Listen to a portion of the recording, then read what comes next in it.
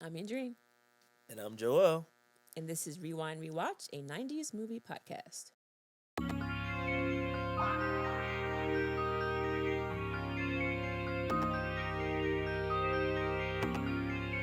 Welcome back to Rewind Rewatch, where my brother and I rewatch 90s films, address their themes, and then at the end of the episode, we give the movie a rewind rating between 1 and 5 to discuss how likely it is we will rewatch the film again.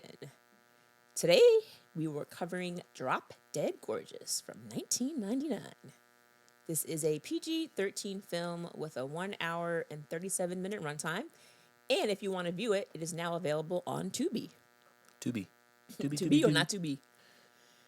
This film is starring Kirsten Dunst, Denise Richards, Ellen Barkin, and Kirstie Alley. And it was requested by two of our lucky listeners this week. First up, we have Thwip Stickers out of Georgia Shout out to Twip Stickers. and Ruby Rube, Rubik's Cube, out of Texas. Shout out to Ruby Roo.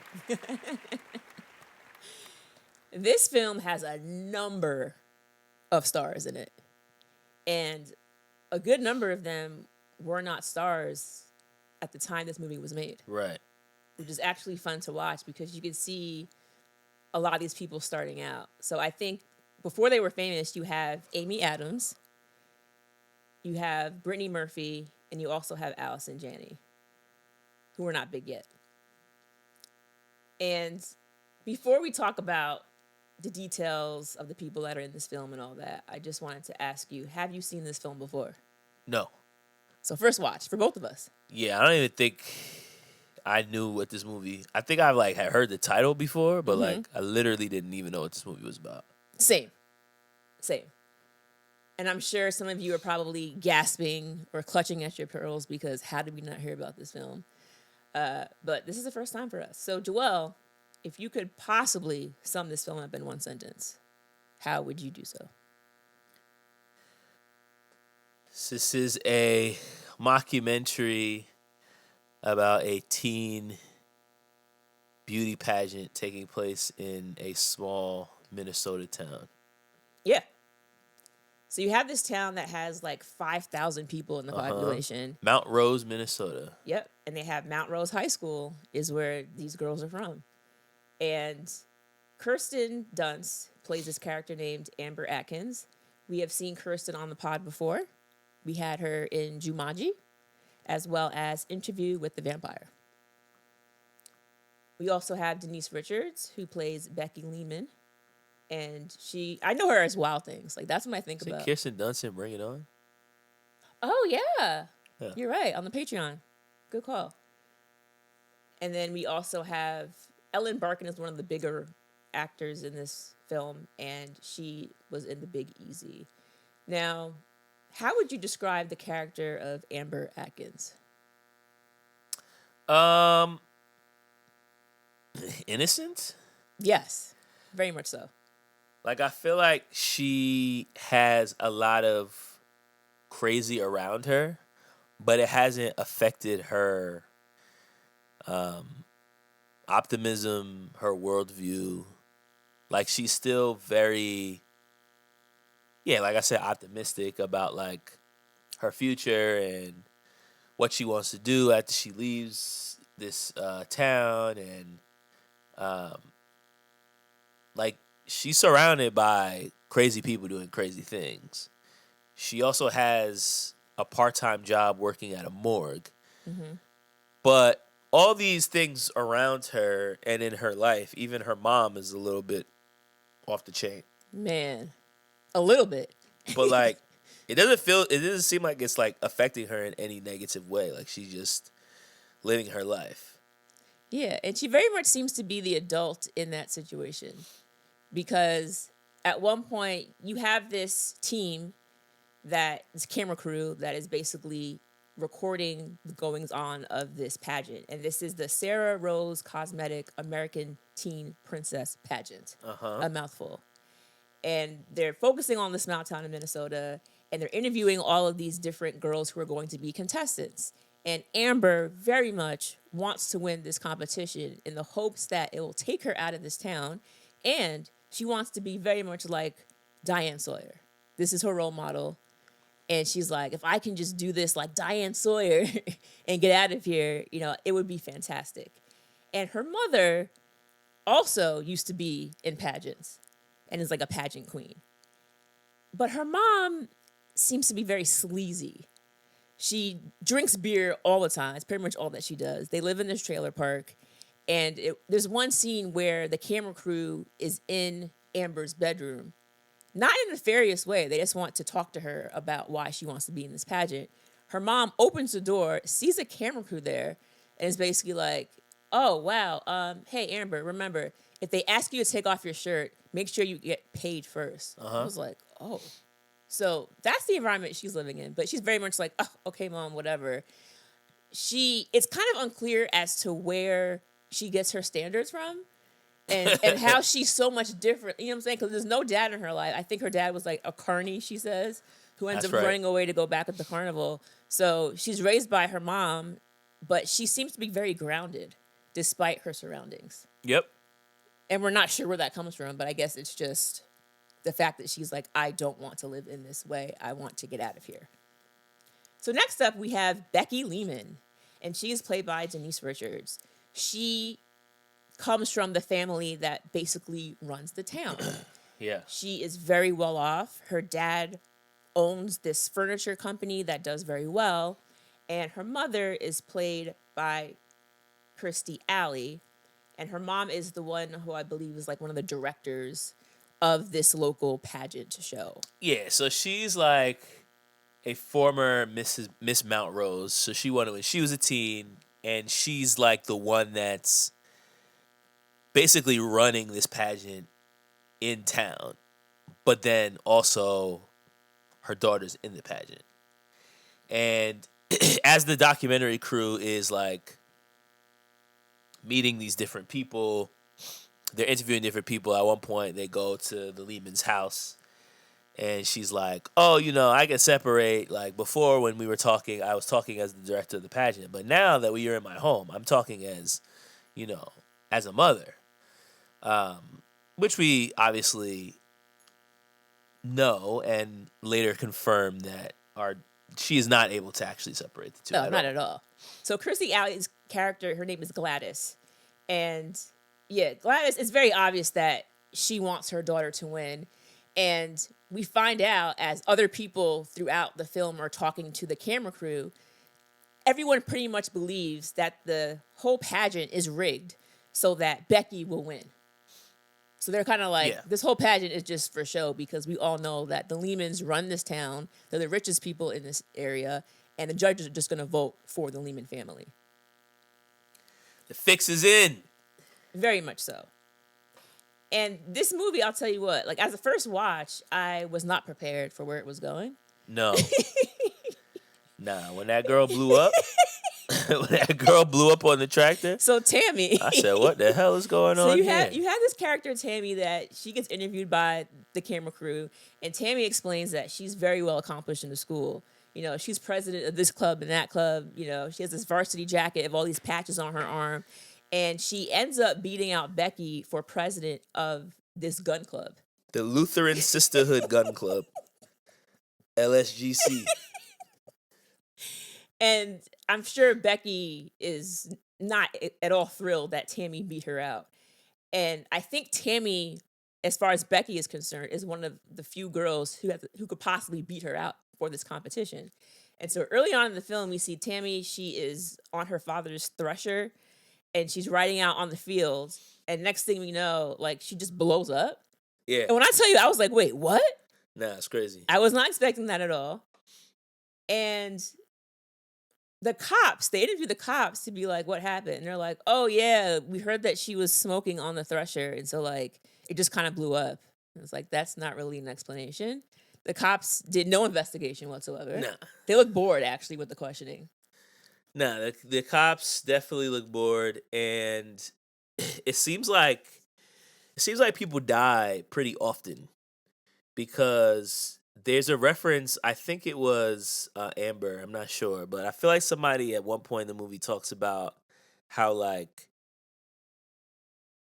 people like to hunt, and during hunting season, like there's a lot more bodies in the morgue. So it's like, Yeah. oh, so like y'all are just shooting your hunting partners like all the time. Yeah. I mean, it does end up happening because the second death that happens is Brett.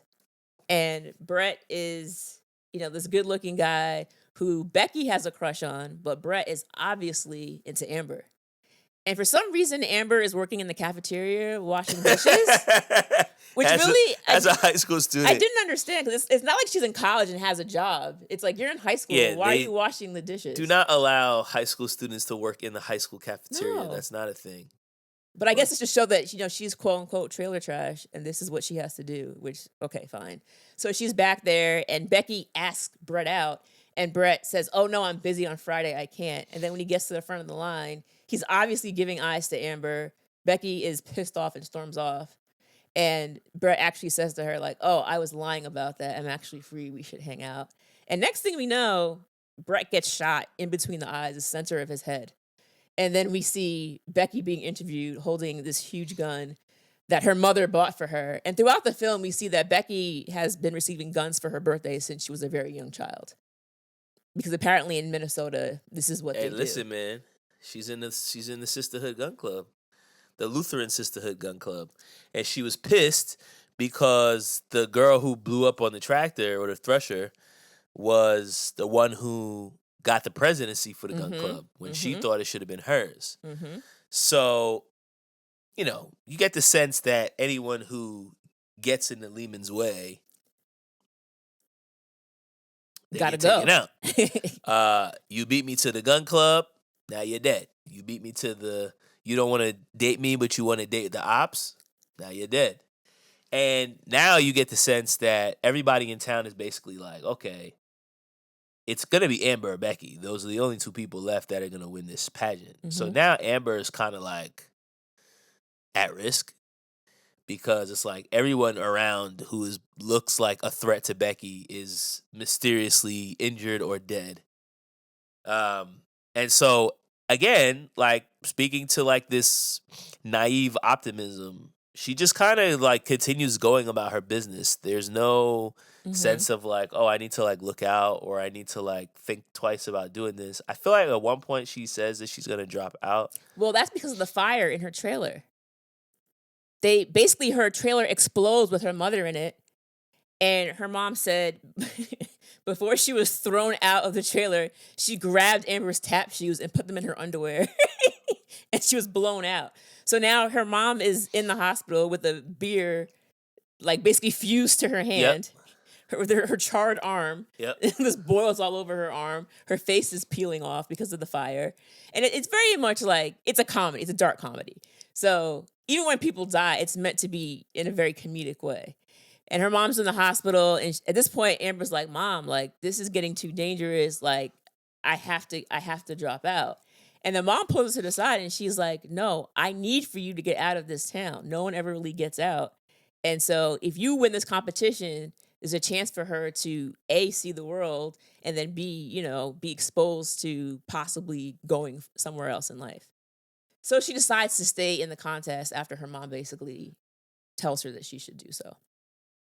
But the attempts are not yet over because once we actually see the contest starts, the first thing we notice is that her costume for her tap dance number is missing. She can't find it. And so she's like, Becky, I know you took it. Like, the jig is up. Becky's like, I don't know what you're talking about. They have a cat fight, but it's really to no avail because she has no costume. Without a costume, you can't perform. And not only just without a costume that has been approved by the committee a week in advance. So it's not like she can even just go and grab something else. And by committee, we mean Gladys, who is Becky's mom. Right. So this is where we are able to, be graced with Brittany Murphy, who plays Lisa. Her character was an absolute trip, and I loved every time she was on camera. Lisa is a character who has a brother. She's very much into Broadway, as is her brother. And her brother ends up going away, moving out of the city and going to New York City, where now he's able to express himself in drama and in roles. And he's always playing like Liza Minnelli and like Madonna. Liza Minnelli and Madonna And it seems as if he's either doing like drag shows That's what I assume. or some kind of like impersonation type Yeah. role. He's doing very well. And just the way Brittany Murphy interacts with the cameraman, it's like she is so excited to be there. She is just so freaking cute and she's so silly. Like this one scene where she's talking and she says something about her brother and then she just starts laughing. She's like, I just fell in love with the Big Apple last summer when I was visiting my brother Peter there. He followed his dream all the way to New York. Wait. Here's Peter as Liza. Here's him as Madonna.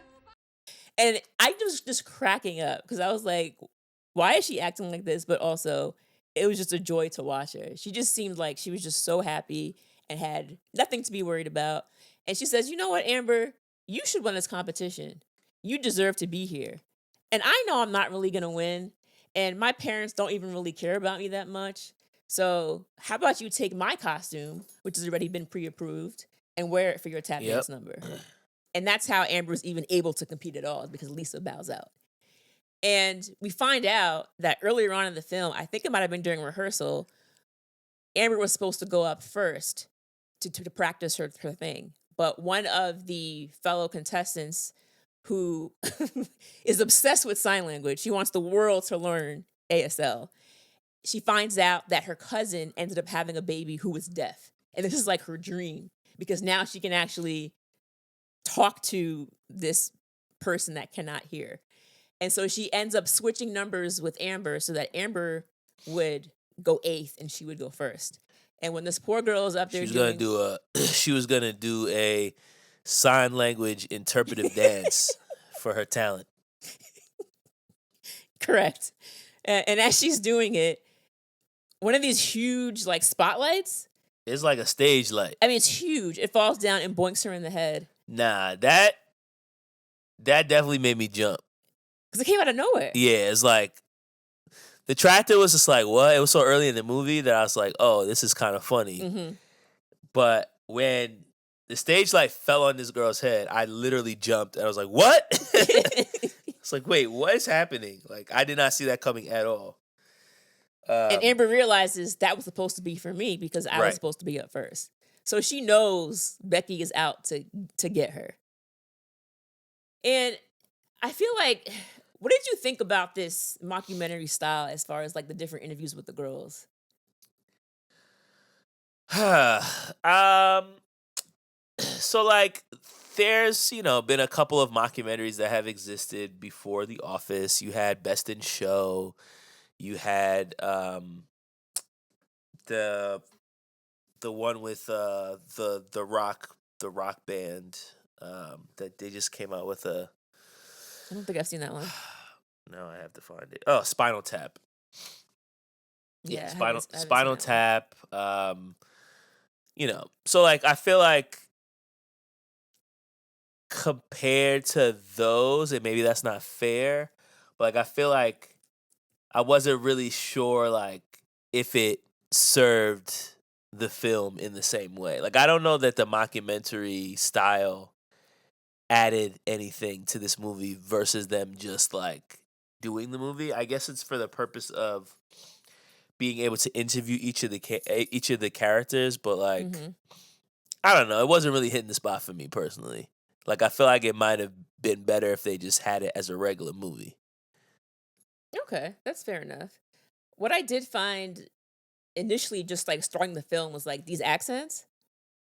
Like everyone putting on these accents from Minnesota, and they were very much stereotypical. Like even the content, they were talking like with the first time we meet Gladys's character, she's talking about her pageant, and she's like, how we're not like those big city liber women who don't wear bras or shave their legs. Of course. Because apparently that's what liberals in big cities are like. And the theme for the pageant, she changes, quote unquote, every year. But the theme is always very much about how much they love the USA. God bless the USA. I was like, oh my God. America we trust. I can. Yeah. That was the best one. It was very heavy handed on the USA, even down to the number that the girls do they're all wearing red, white, and blue, and dancing with these white painted step ladders. And you know what's Don't funny? forget the hats, the America hats. Oh my God. What's funny about this is, so when I was younger, I was in a couple of pageants, and I do remember having like the big numbers where you would have to come out like opening show, and we would dance to like Let's Get Loud from Turn the music up Yeah. to hear that sound. Let's get loud. that was when our opening, and I remember the opening number, what we had to wear, Joel, it was white shorts. It was like a white shirt, but the sleeves were the American flag sleeves. And looking back, it's so cringe. I'm like, oh God, it was so USA. Like, it was so gross. But it's very much, this is what it was like. Like, well, not like this, but I mean, it was very much like, this is the USA, and we're doing this pageant and representing. Are you sure you weren't in the Sarah Rose American Teen Princess pageant? It was not Sarah Rose. But yeah, a lot of this was very much, it was funny to me to watch the numbers and all that. But I will say that as far as the interview style, what I did like was the scene where, and we'll talk about the judges in a second. Jeez. But there's a scene where they have all of the girls and they're basically prepping them for the interview portion of the pageant. Yep. And they're asking them different questions. What I liked about it was that for every question that they asked, the girls' responses lined up with their characteristics. Uh-huh. So, for instance, Amy Adams' character was the girl who's the blonde cheerleader. Her boyfriend's like a star wrestler The one or who's whatever. constantly making out. Yeah. And so she's like the sexually active one. So a lot of her stuff was like either like sexual innuendo or it was like related to sports, like Brett Favre and all this. That was like her whole thing, was just sports. Sports and sex was basically her thing. That's what it was. Get it how you live. Then you had this other girl who, God, so she's this white girl and she's adopted by this Asian family. Bruh. And there's a lot that didn't age well here. And the family is trying very hard to assimilate into American culture, so much so that they chastise their older daughter who speaks their native tongue because they want her to speak American at all times. And for some reason, they think that American just means like Texas, like right, like that's what America is. It's mean, yeah, it kind of is. Texas guns. That's what the GOP thinks. So Texas guns and shooting. But for all of her answers, it's like cowboy hats. Yeah, they would ask her things like, your favorite tree, and she'd be like bonsai, or like, or like, they would ask her about who would you want to meet, dead or alive, and she's like Emperor Hirohito. So it was just making me laugh. Like those little things, I think, serve the purpose of the film to kind of show how. This is stereotypical, yes, but also we're making sure that throughout the movie we're seeing these same notes being hit for each girl. So I thought that was really well done. So we talked about Amber and kind of how she's wants to win this pageant as her ticket out of Mount Rose, which doesn't really make any sense to me in the first place because there are other people who have won the pageant who are still in Mount Rose, and they haven't gone anywhere. So I'm like, I don't really understand exactly what this pageant is going to do for you at all. But anyway. I think just the exposure would be good for her because you get to go to States. She's never really left the city, it feels like. Yeah. So she was, So talking about other people who won the pageant, can you please talk about the girl who won?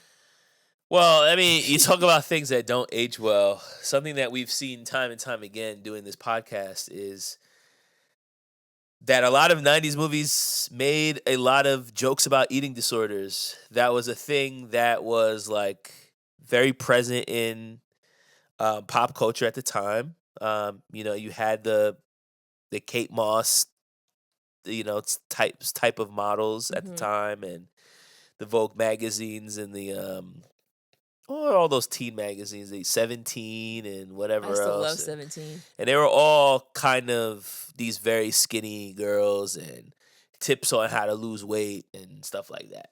And of course, as a result of that, people had a lot of eating disorders. But it feels like a lot of movies in the 90s made light of that fact. Whereas I feel like it would have been treated more seriously if that were to happen now. Oh, absolutely. Just like, depending on how you look at it, some people say our culture has gotten too woke. But for better or for worse, I definitely felt like the jokes were very, very 90s. Yes. Yes. And so the woman, the girl who won the pageant the previous year is hospitalized and is in like the eating disorder wing of the hospital, which is like its own section of the hospital. It literally just is a sign in the hospital that just says anorexia/bulimia. That's the wing. Yeah. So the whole like running joke about this character is just the fact that she basically is anorexic.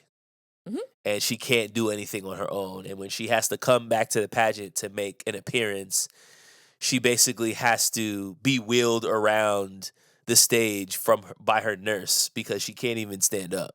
There's an oxygen tank attached to her wheelchair. And she says at one point that when she was basically in the running to become, this pageant queen, that she ate 400 calories and ran 18 miles a day, right. Which makes no sense. Right. But that was also her hair is falling out. Yep. She looks completely gaunt. I mean, it's gross. Yeah, these jokes didn't really hit for me. I was just I was just like, I feel like this is supposed to be funny, but it's actually just not doing anything.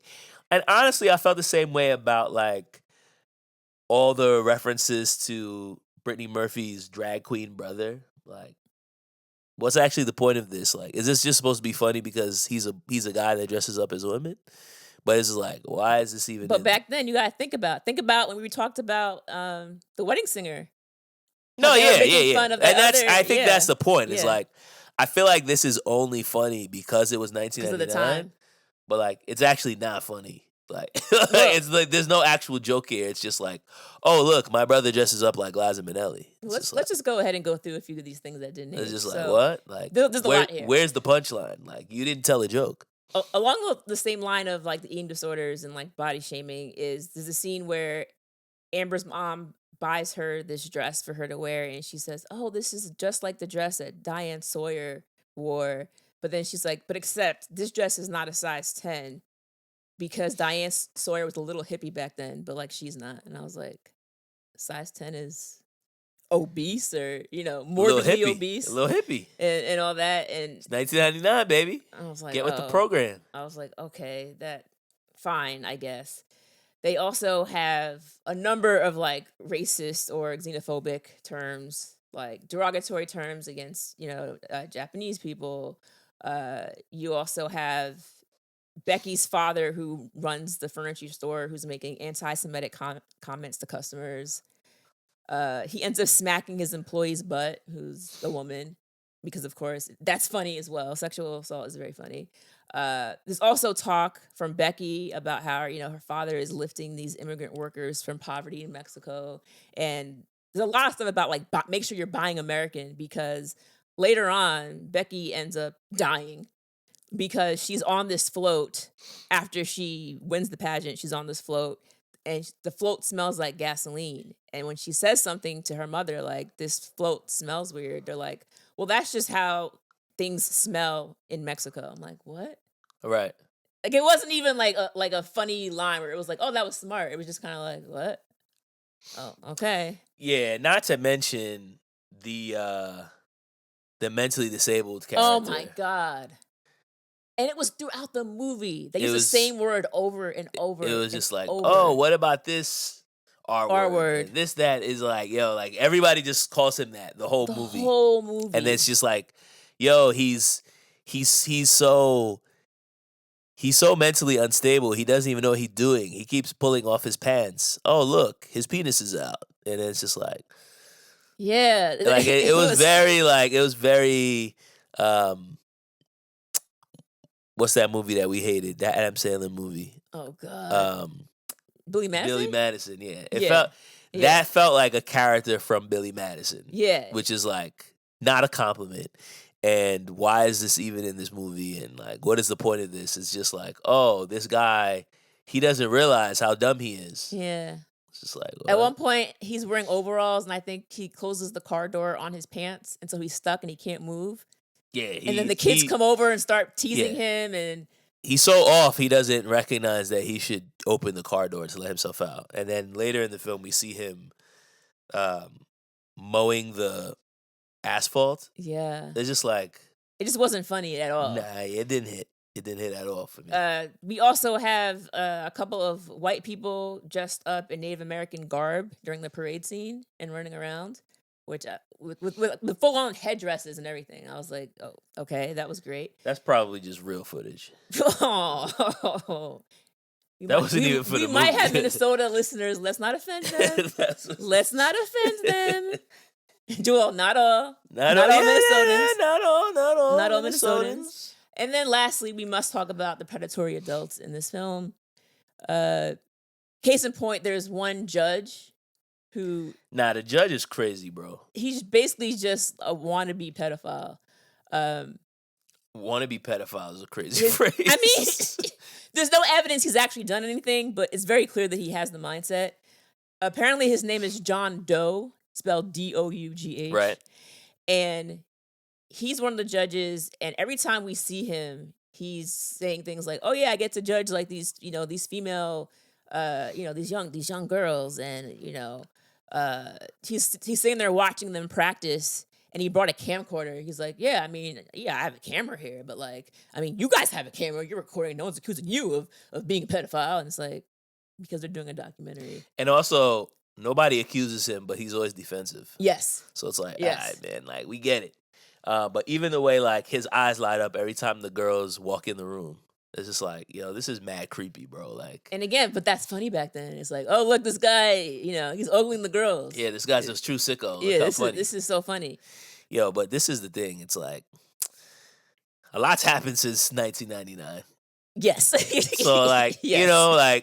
A lot's happened where, like, those jokes aren't funny anymore because now I feel like it hits a lot differently. Absolutely. But in addition to that, did you catch Gladys?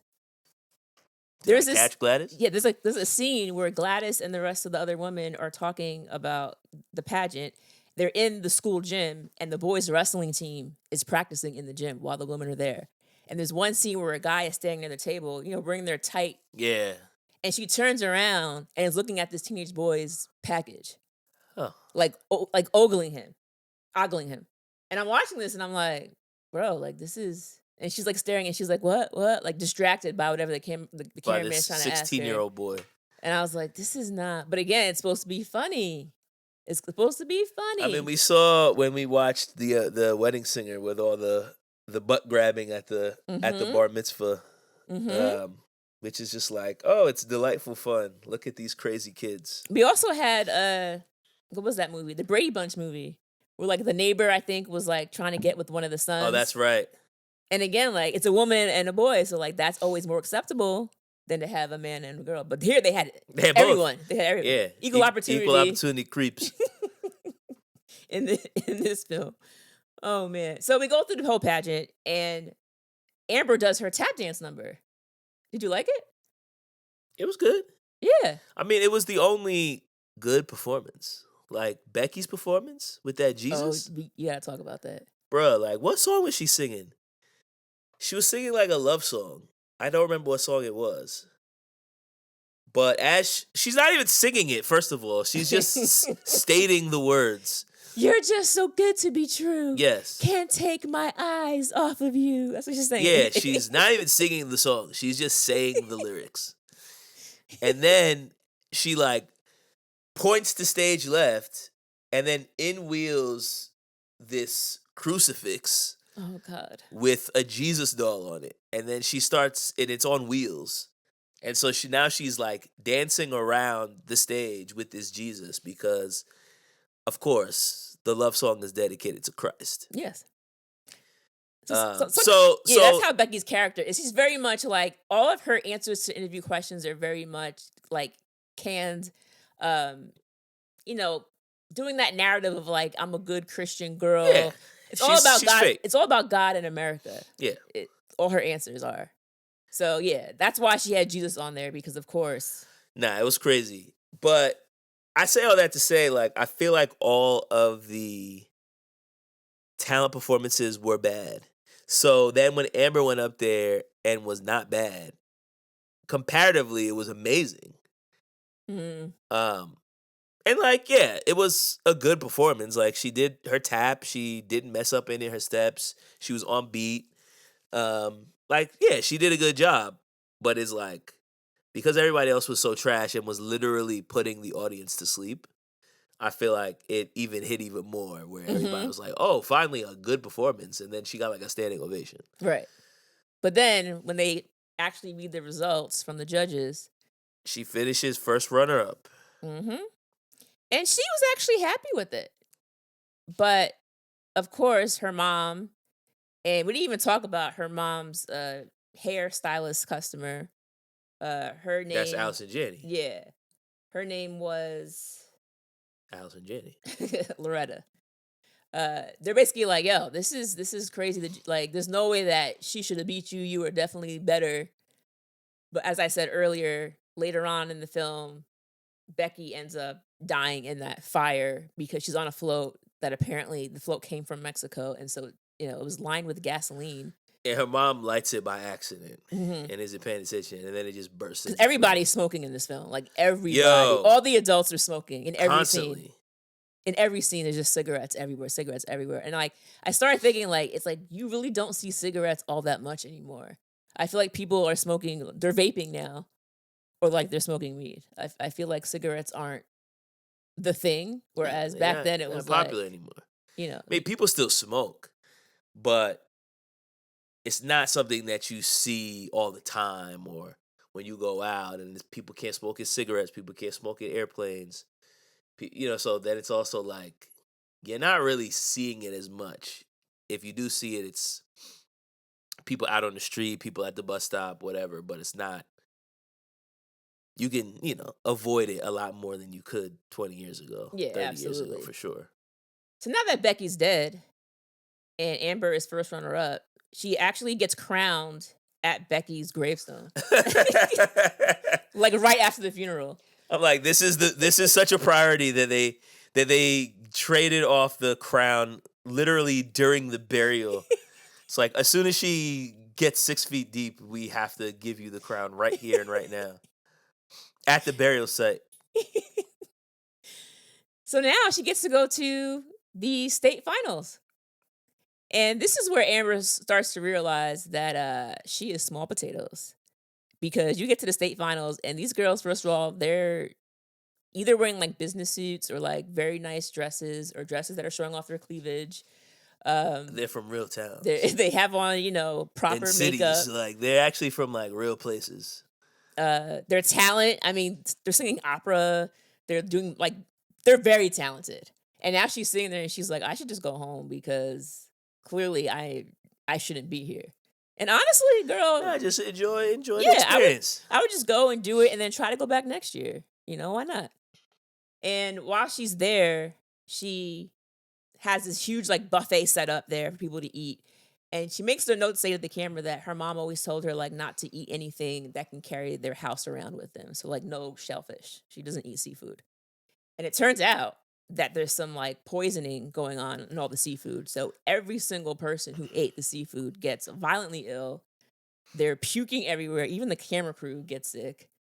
And I mean, he piled his plate up pretty high. Oh my God. It was disgusting. Wow. He had like huge things like lobster tails on top of lobster tails. Was that disgusting or the barfing afterwards? Actually, I wasn't that grossed out. It was just a comedy. That was fine. Yeah, it didn't really That was bother fine, me. but putting a lobster on your plate. Not a lobster, That's Joel. disgusting. His plate was piled high. I was like, who's going to eat all that food? It was gross. Well, somebody's going to have to barf it all up, like Buzz said. That part was funny, though. So they have two of the women who run the pageant for the state, and people are hurling everywhere. The women are trying to run out with their margaritas in their hand, and she's like, oh my God, someone call a doctor. And she's like, a doctor? Call a priest. Nah, those two women are hilarious because they don't give a damn about this pageant. No. Like, they just show up for the little, like, they get paid their appearance fee for showing up. They have other people basically working with the girls the whole time, and then they're just getting drunk. Yeah. Yeah. They were enjoyable. And she's like, my glass is half full, which in pageant industry means, where the hell is my waiter? Yeah, I definitely enjoyed them. They were fun to watch. So at this point, because no one else, basically everyone else is sick except for Amber, because she's the only She person didn't eat the that shellfish. didn't eat the shellfish. And so by default, she ends up winning and going on to the nationals. So at this point, I'm like, okay, girl, it's very obvious you're not going to win because you wouldn't even have won at the state level. So going to finals, you're way out of your league. But at this point, I'm also mad confused because I'm like, yo, how is it going to be a whole nother pageant? Because there's only like 8 minutes left in this movie. So I'm like, I'm looking at the clock and I'm like, something's not adding up here. What's happening? And then we find out that there will be no finals. There will be no national pageant because we find out that the company that was putting on the pageant, Sarah Rose, which is, I believe, a cosmetics company, was basically busted for tax evasion, and they were immediately shut down, and the pageant was canceled immediately and forevermore. So there are no more Sarah Rose American Teen Princess pageants. And what made it the most crazy part about this is the fact that we see Amber and the other 49 girls there representing their states all arriving at the Sarah Rose headquarters on a bus. Not exactly sure how they all got on the same bus if they're all from different states. But that also means that this company organized their travel to get there, bus them to the headquarters knowing that the company was defunct. Because they don't find out until they show up and then all the doors are chained shut. They're like, what the hell's going on here? How do I get home? Right, how do I get home? The bus driver's gone. It's just the bus. The bus is just there. And everybody crashes out except for Amber, who she just like goes back home. She's kind of like, well, this is life, I guess, you know? She's used to disappointment. So she's kind of just like, all right, I guess it's over for me. So one thing we didn't mention is after Becky ends up going up in flames on that float, Gladys basically crashes out. And she calls the entire town like a bunch of losers. And she admits that she killed Tammy. Yep. And she says that she should have killed Amber when she had the chance. And she's just so bereft that she can't go to finals. It almost seems like she's more upset about finals than her daughter dying. Yeah, she was. She was upset her daughter died because that means she couldn't enroll her in the pageant next year. It was like, yo, I need my bloodline to continue down the path of winning this pageant. That seemed more important to her than like her actual daughter. She even goes out and outs her like her husband for selling like fake. Yeah, he sells. Yeah, he has like a furniture store, but all the stuff that he says is authentic is basically just like knockoffs that he sells and he just upcharges for. Yeah, so she gets arrested. She ends up going to jail. So, and then breaks out. Well, yeah. God, forgot about that. She ends up escaping from prison, and then this part is so She escapes, and now she's at the top of some restaurant. An open shooter, wearing like army fatigues. Yeah, I'm not sure where she got them. Come on out, you little blonde piece of trailer park trash! Now she's just out there shooting. And the cops are there. There's a news crew there. And while she's doing this, a stray bullet ends up hitting a reporter live on television. We see the reporter get shot and go down. And I'm watching this like, oh my God. Very jarring. And also would never happen today. Nah. Like never happen today. But when the reporter goes... Because again, it's a sign of the times. Like, we're now in a place as a country where this literally happens every month versus like, oh, this is a thing that could happen. But it's like, nah, like the humor is not... The humor's been taken out of it now. Yeah, gun humor's not a thing anymore.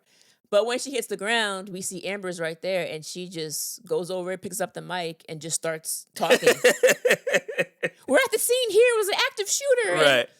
And she ends up, we find out, becoming a TV like anchor woman later on. And she didn't need the pageant to do it. Yeah. But she did need the pageant to do it because if she never entered the pageant, then Gladys would have never tried to kill her. Mm. So you know, Oh, I guess. in a roundabout way, the pageant actually did help her find her career. Okay. So, Just saying. so that ending actually was changed because in the initial ending that they had Gladys's character in jail, and she ends up hanging herself in the jail cell. Jeez. And when the audience watched it, they just groaned. Like they were just like, "Yeah, this is not." So they were like, "Oh, maybe this is too dark for a dark comedy." And so they changed it to have her escape from prison and do this instead. Because I was like, "Yeah, I'm not sure how her hanging herself would. How's that adding anything to the movie? Nah, yeah, I don't really know. I don't know why they thought that was the move, I but don't really get it. they ended up changing it. They were like, "Yeah, this is too much." So yeah, so now Amber actually has a great career in front of her. She was calm and collected, able to, at a moment's notice, move, and that was that. Now, this movie has a bunch of quotes.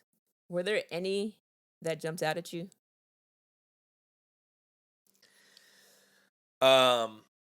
There's a part where Amber is complaining to the other contestants that she has nothing to wear for the talent section because her outfit got taken away. And Amy Adams' character says, "Well, they're never going to let you perform naked. Trust me, I asked." Speaking of that character, Yeah. at the end of the film, we see that she becomes a pole dancer. And they said that the last time she was seen was like in the Philippines or something. And they were like, "If you've seen her, please call this number." And I'm like, so was she sex trafficked? Like, was she like? Yeah. I was like, again, this. Yeah. I don't even know why that would be funny back then. To some people, maybe in the 90s, maybe. Yeah. But now, again, it's like this is a real issue. People go missing, So yeah, that was. I feel like we just know so much now that these things that seemed fringe aren't funny anymore because we realize like that they're not fringe. Yeah. It's That's not what like it is. something That's I heard what it about is. once on 2020, but it's like, Yeah. nah, like this is like we have access to too much now. So 100%. it's like we know everything that's happening. And then we're also thinking is like there's also so much more we probably don't even know about, which makes it even more like this is actually kind of crazy and also very scary. Because I almost feel like in movies like this, it's almost like because she's so, like sexually awakened and she's this, that, and the other. Like even like when she has the part in the pageant where they have those hats on their heads for different, U.S. buildings. Of course, she has the Washington Monument because it's kind of like a penis. And she's like, "Oh." she starts jerking it. Yeah, off. like I love my country, like Washington Monument. And the boyfriend's like, "Yeah, baby, yeah." And the audience. That part did make me laugh. And then it's like also, behind the scene, we see her making out with her boyfriend Nah, before they're going on at stage. it. They're going at it the whole movie. Man. So it's like it's almost like because she is so sexually expressive, like this happens to her. And it's like this is what happens to girls who are so, you know what I mean? It's also a comedy. Yes. Yeah, yes. I don't think it's. No, I don't think they're trying to make any messages. I'm not saying it's preachy, but I'm just saying like watching it now, I'm just kind of like, yeah, like I don't really. Yeah, it's just not really the right joke to make. It's not the right joke to make. Yeah. Yeah. I mean, that said, maybe we're just humorless, and and you guys are like listening to this and thinking, "Oh, I think all of these things are hilarious." Well, I did like there's a scene where Glass is trying to get the girls to like learn how to sit like a lady. And one of them, probably Amy Adams' character, she says, "Put your knees together. I could drive a boat show in there." Which is kind of like, you probably should be closing your legs if you're sitting. So, yeah. Especially for a pageant. Yeah, you probably should be doing that. So that was kind of funny. All right, so what did you find to be the theme of this movie? So first of all, like it's a mockumentary. So this is definitely like making jokes, and they're definitely making a lot of like stereotypical comments about how small town America lives.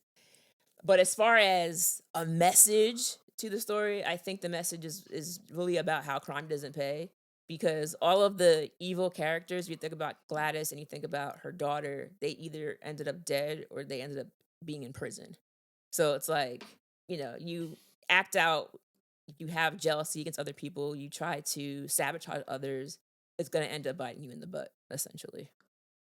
What about you? Yeah, I mean, I think the theme that I walked away with was just how much people can become over invested in things that don't actually matter at all.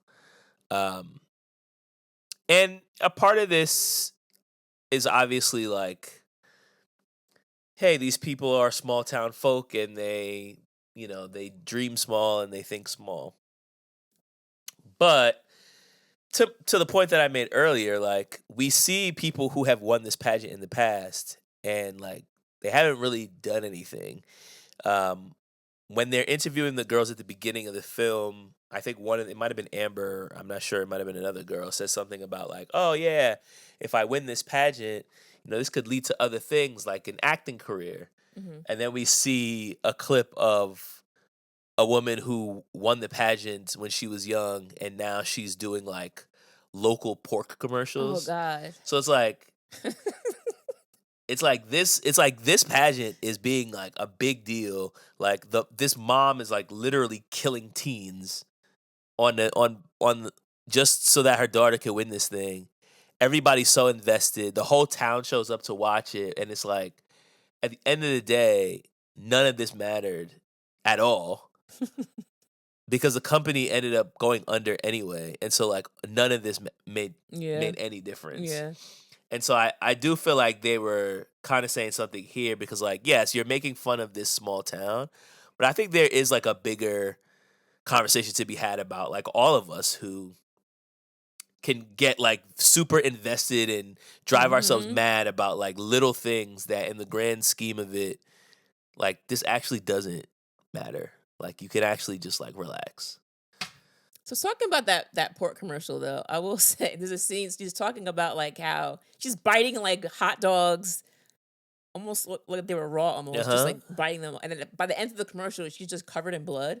I was like, oh, what yeah, in the world? Yeah, she had on like the slaughter apron. But it was like blood all over it and blood on her gloves. It's like, bro, like she's like, yo, I love this company so much. I work here now. So it's like, bro, like this pageant did nothing for you. Okay, that part made me laugh. Yeah, that was funny. That part it was made funny. Me laugh.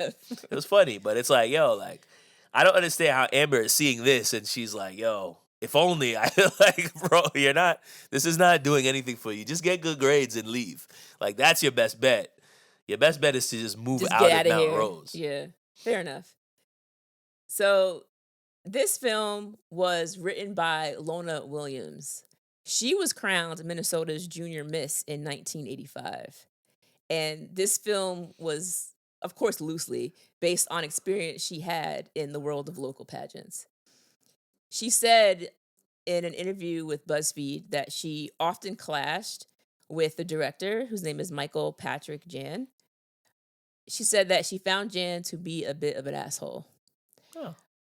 Jan actually admitted later on that he was a tiny bit insensitive at that time of his life. He was only 26 when he made this film, which is pretty impressive.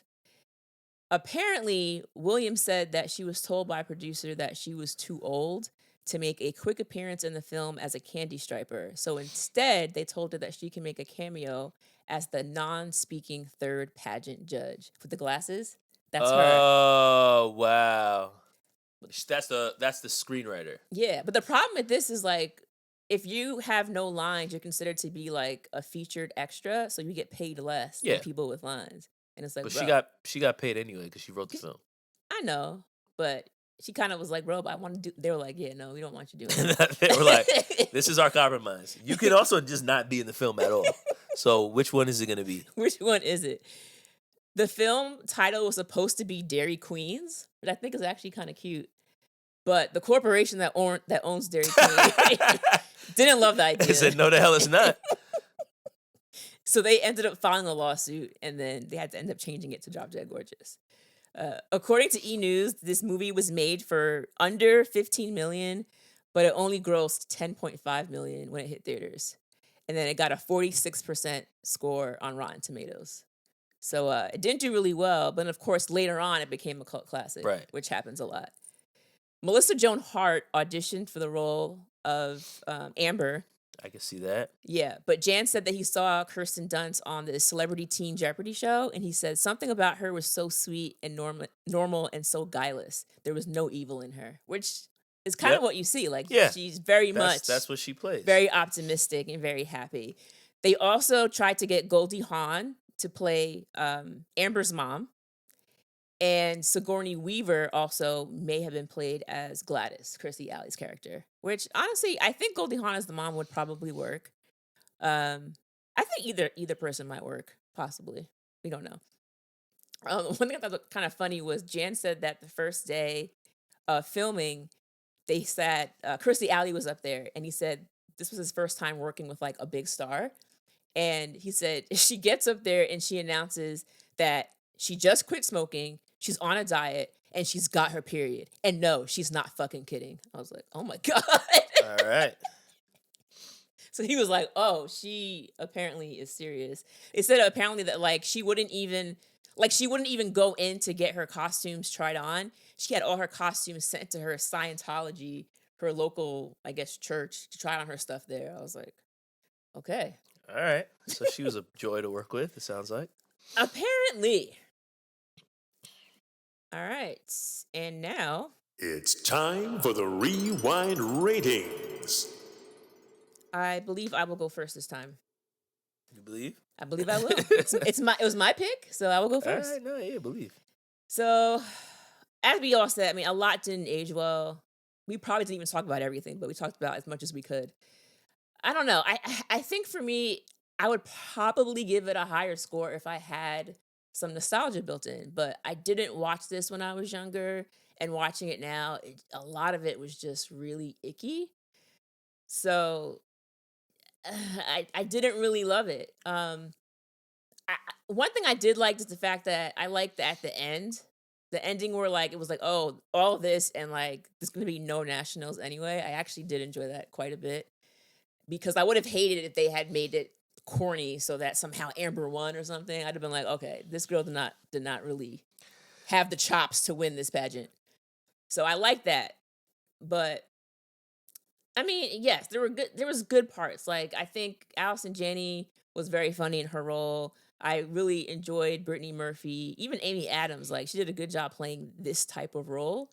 But there was just too much throughout the film where I was just like, why is this here? The mentally incapacitated person, none of that was funny. Like all the racist stuff wasn't funny. The anorexic stuff wasn't funny. So I just had a hard time connecting with the film. And I get that it's a comedy, but it's just watching it now in this environment, having no prior references, it just really wasn't for me. So for that reason, I'm giving it a 2. Okay. Yeah, I mean, honestly, same. Like, I just felt like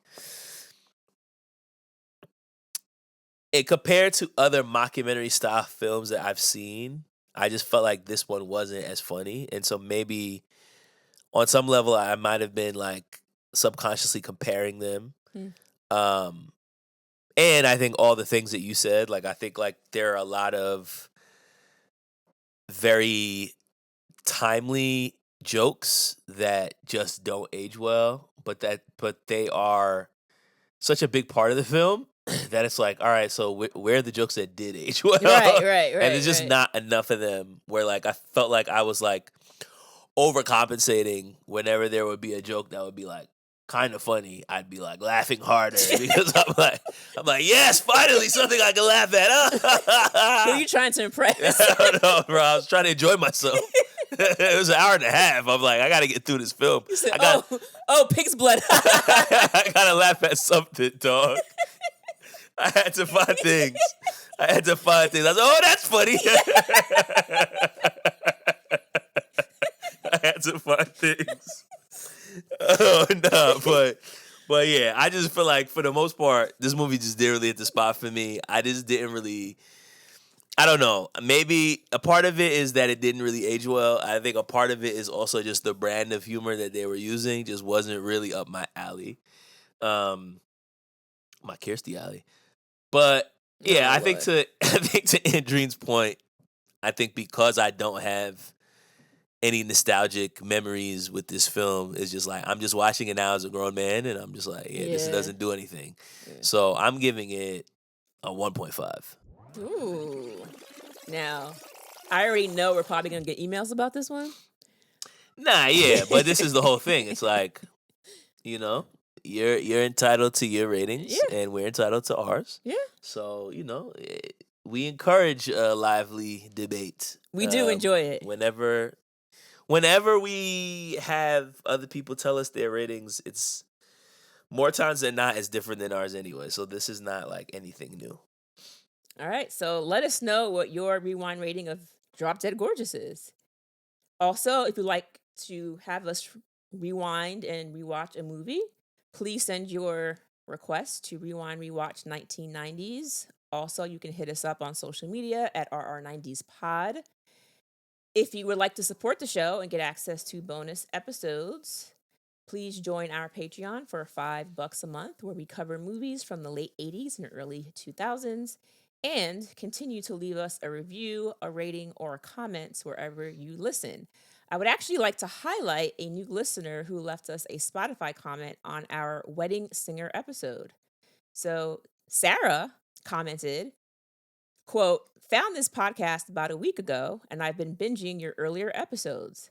Decided to listen to this episode today, and when I heard Joel say, 'my wife,' I was like, oh my God, congrats. Because over this past week, I've heard him go from saying, 'my girlfriend,' 'my partner,' 'my fiance,' and now 'my wife.' Love this podcast and all your takes." Yo, shout out to you, and thank you for the congratulations. Aw, cute. We are still married. She's still my wife.